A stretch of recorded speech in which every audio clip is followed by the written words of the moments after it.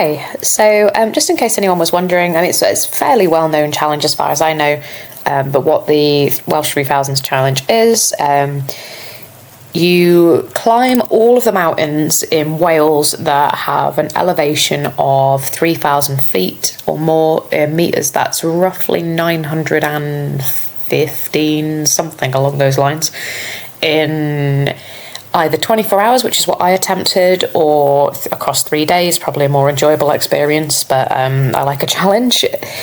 And your time starts when you're on the first summit and ends when you're on the last summit. So if it takes you longer to do the entire walk than 24 hours, that you still count as having completed it. If you were to say, like on my successful attempt, it took over 24, I think it was 24:40 or something like that to do the whole walk, but summit to summit was 20, you would still be considered to have completed the challenge. So all of those mountains that are in that challenge, they're all within Snowdonia, and they're all within 3 mountain ranges that are actually quite close together. So you walk the whole thing, there's no driving involved, it's not like the 3 peaks.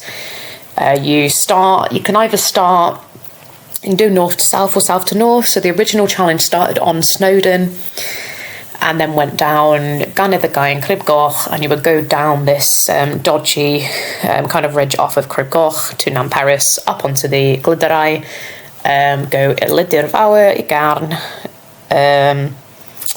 Glyder Fawr, Glyder Fach, Tryfan, down to Ogwen Valley, and then up onto the Carneddau is the final mountain range, and then to see if I can remember all these. Penr y Lywen, Canedd Dafydd, Canill Llywelyn, Irelen, Fiolgrach, Ganedd Gwenllian, otherwise known as Ganedd Uchaf, and then Foel Vraz, and then obviously you'd find your way down off of there. I chose to finish at Aber Falls on all 3 of my attempts. Well, I planned to finish on Aber Falls on the first 2. Obviously, they are failed attempts.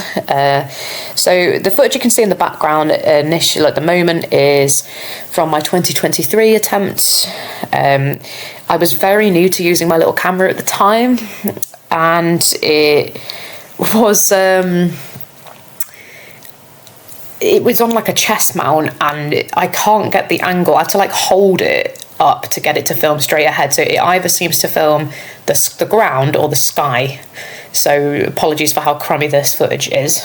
But this is of my, currently playing the background now, it's of my 2023 attempt, which ended in me being stuck on the Carneddau in the dark with a broken torch because I carried lots of stuff with me. I parked at Aber Falls, got a taxi from there to Pennepass, and the idea was just to walk back to my car, and I was doing well for time. I would have made it. Head torch that I'd had for years, which was working perfectly fine. It was fully charged, just decided to break. I tried recharging it on the power bank. I tried changing the battery pack inside it. I tried changing the bulb.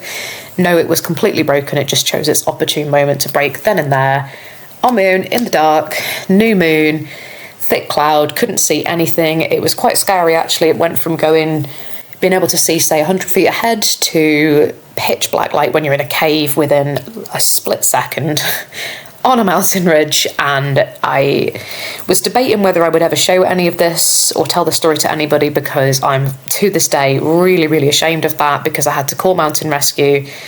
It was completely avoidable. So I'm very, very embarrassed and ashamed of that. I should have brought more than one torch, and I now do bring, including on my other 2 attempts, multiple torches, battery packs, everything. But I'd brought lots and lots of things, including lots of water and food, but a spare torch wasn't one of them, so that's a really important lesson to learn there. Don't do that. Always bring lots of spare torches if you think you're going to be out. Even if you don't think you're going to be out after dark, I think you should always just carry multiple torches. And then my second attempt in 2024, I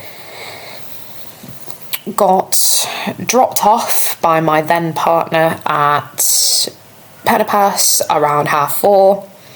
And in the morning, most people choose to start this challenge at like 3-4 o'clock in the morning when it's still dark, and that was a disadvantage on my first attempt. That the taxi company operated from sort of 6:30 onwards, so I lost a little bit of daylight there, because by the time I was actually on Crib Goch Summit, it was like 9 a.m. So I thought to maximise daylight like most people do. On my second attempt and on my successful challenge that I did with an organised group, we also started sort of 4 a.m. Got dropped off at 4 a.m, at 4:30, to Pennepass by my then partner, and the idea was that I would keep him updated and he would pick me up from Aberfalls, or wherever along the route if I didn't make it, which I didn't. So what happened that time round, as you'll see from the footage in a minute, is that I didn't carry as much stuff. I thought, that big heavy bag, it was like a backpacker bag I had the first year, it really hurt my back. I thought I'll carry less, but I will carry lots of torches, which I did. I didn't bring enough water. I had a 2-litre camel pack on my back, and I had some chlorine tablets and a little filter bottle to refill. As you can tell from some of my videos, if you've seen the others, you can probably tell my planning is not my forte. So didn't really think that through. There's not as many water sources en route as I thought to fill those up, and I ran out of water, ran out of places to refill, and I got very dehydrated and I felt really, really unwell, so I stopped because it would have been a bit silly to continue, really. And I walked back to Bethesda, where I managed to get a lift home. So yeah, without further ado, here is some of the footage of my 2 failed attempts at the Welsh 3000s challenge. I'm going to have a second attempt at the Welsh 3000s challenge. Talking a bit funny because I burnt and bit my tongue in the same place, and it kind of hurts to use one side of my mouth. So it's 4:25 a.m, or it might be 4:30 by this point. I did intend to get here a bit earlier, but driving, I've been dropped off. Yeah, a bit later leaving the house than expected. So, my last attempt ended in a bit of a disaster. I made it to the ridge between Carnedd Fafaf and Carnedd Llywelyn, and my head torch that had served me well for 5 years decided to just die a death. Not run out of battery, it's just completely break, and I didn't have a spare. I was on my own, very little signal, new moon, thick clouds and no starlight. Yeah, that was fun. I had to come out and rescue. So this time I've set off a lot earlier than I did last time. Got someone to drop me off, because that's what prevented me setting off at this time last time, is that I needed a taxi from one end to the other, and they didn't operate before 6 a.m. So yeah, I set off earlier. It's the longest day of the year today. Well, I think yesterday technically was, but it's not much difference between the two. So I'm maximising daylight. That's pretty good. Looking rather imposing already.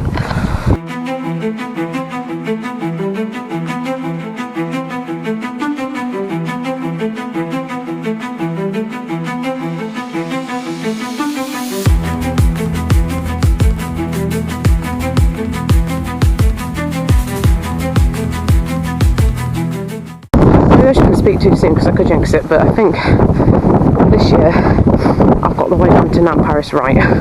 Last year I followed like a sheep track thing racing along the railway, and it just dead ended, and I ended up with like sheer drops and I had to backtrack, and it took me ages. So for this, when I just looked at it, it's just a zigzag like a proper path.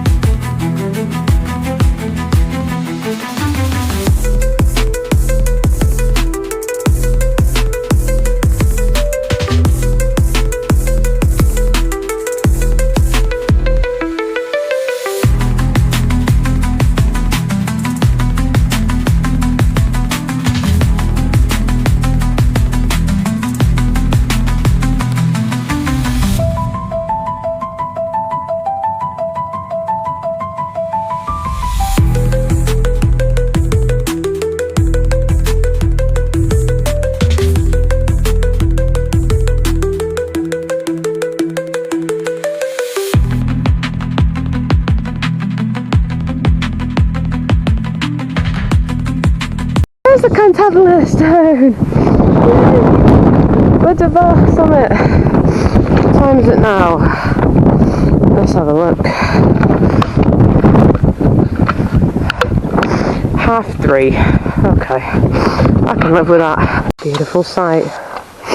I'm finally down that horrible, horrible scree chute. I swear, I look awful. I probably look awful right now.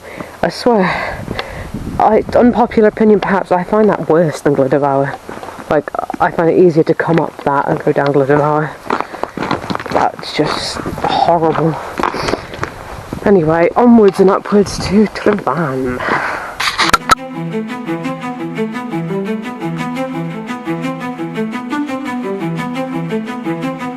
Look at the weather around me right now. Not even down from Tryfan. It's 7:10. That means I've been on the Glyderau for over 9 hours. Well, around 9 hours pretty much, because I left.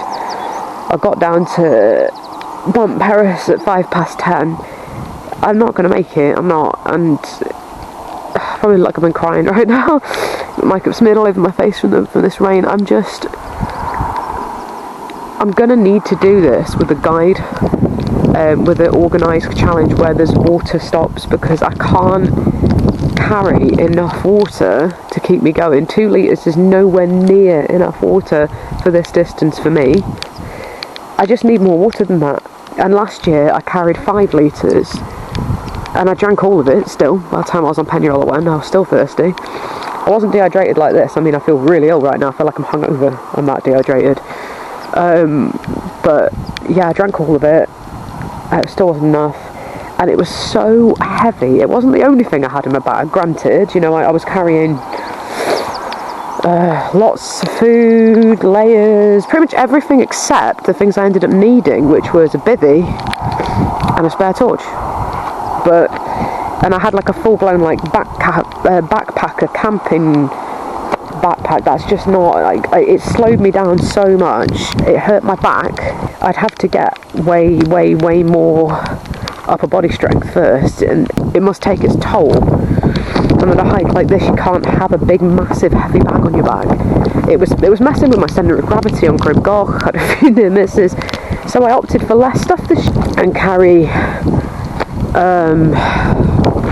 just 2 litres of water, and then you've got your filter bottle with you can fill up. And also I was thinking if I could fill up my water pouch at some point and use like a chlorine tablet.